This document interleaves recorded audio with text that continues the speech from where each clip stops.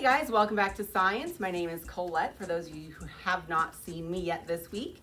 Today is day 3 in Science. Today is God heals my feet so that I can go. Today we're going to go on a treasure hunt.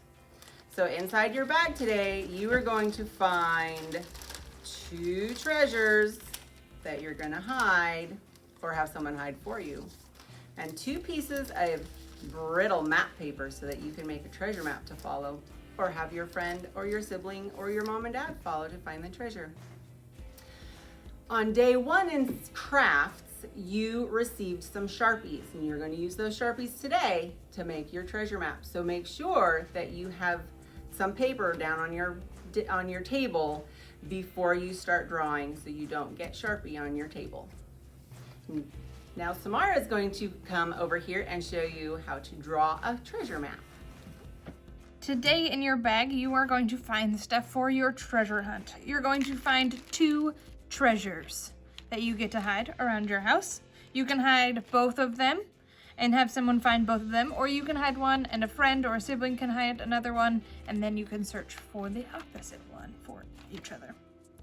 You will also be able to make your necklace, which is one of your treasures. We recommend that you connect one of the ends and tie a knot first, so when you put the beads on, they do not fall off the end. Then you can add the second end at the very final part of making your necklace, and then you can attach them so that you have a beautiful necklace. You also will have 2 pieces of paper to make your treasure map. We recommend, once you open it up, to put a piece of paper underneath so that you don't bleed into the table below. All right, I am going to show you how I would make a treasure map, but you can be as creative as you want to with your treasure map because it is yours. I'm going to draw a general outline of my house because that's where I'm going to hide my treasure. My house is kind of in an L shaped. And there is a room here. There's another room right next to it. Another room here.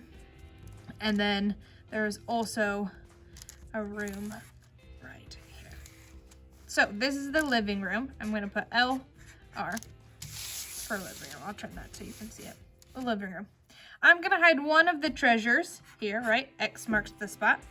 And then I'm going to hide another treasure outside. And right outside, right about here, there is a tree. There's a tree. And so I'm going to hide the other treasure right next to the tree.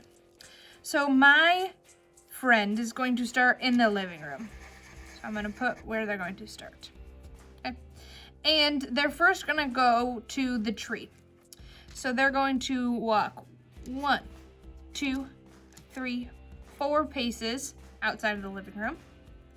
They're going to take one more step outside of the living room. They're going to turn and walk 1, 2, 3 until they get outside. And from outside, they will walk 1, 2, 3 paces to get to the treasure.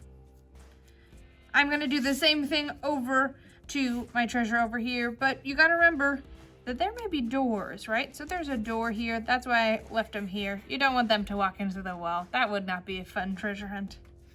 So have fun, be creative, add any other obstacles you want. For instance, there's a cat in our house, so maybe I want to say, beware of the sleeping cat.